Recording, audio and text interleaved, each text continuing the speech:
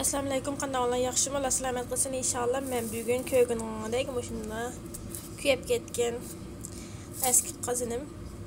Şunu men pakizlamoqchi, yani temizlemekçi köygen yanak izlerini.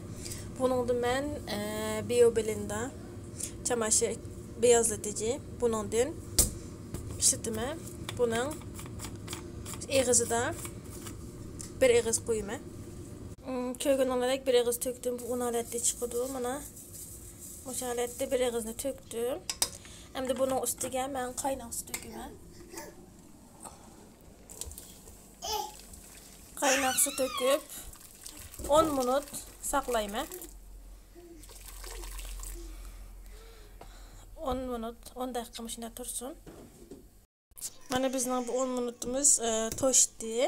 Ben bunun suyunu töküp edeyim. Köygen olarak azırak karşı eripti. Bunun suyunu bir töküp ettim.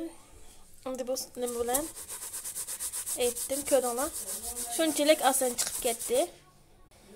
Bana köyden bu şaletlerim çıkıp gitti. Şunçilik asan.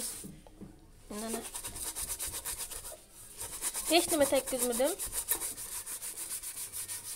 Ana köyden bayam kısı, hazır kısı. Bana ben bu süngerinin keyini bilen eğitip çıkarıverdim. Bana şunçilik asan çıkıp gitti. Hiç kandak bir küçük etmedi. Çamaşır Biobelenda çamaşır beyazlatıcı bunundaki leke kirlerini, yani köyeklerini yemiştip verdi, yumuştup beğendiğim ki bunun keyini bilen çıkarıverdim köyden. Bana hazırım eslik geldi.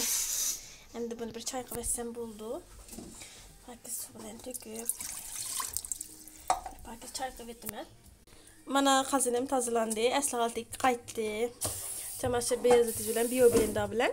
Bundan keyin Biobelenda'nın başka ürünlerimi sizler bilen ortaklaşıma hakikaten bek yaxşı. Men özümü azab buldum. Bek yaxşı Biobelenda'nın hem ürünleri bu şalette intayın kolay, küçük etmeydi.